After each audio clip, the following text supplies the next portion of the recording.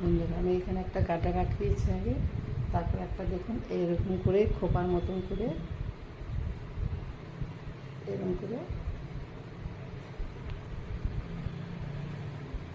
এবার আমি একটা একটা করে কাটা আটকিয়ে দিচ্ছি।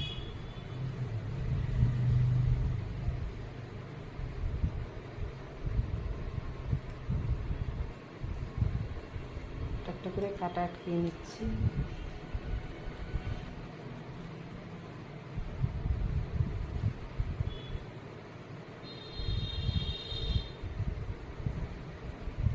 সুন্দর হয়ে গেল খোপা,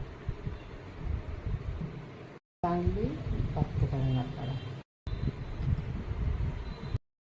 চট করে খোপাগুলো তৈরি করা যায়, নিজেই করা যায়, এটা তো লোকজন দরকারই হয় না, আপনারা নিজেরাই তৈরি করতে পারেন। কত ভালো লাগছে দেখুন, কয়েকটা কাটা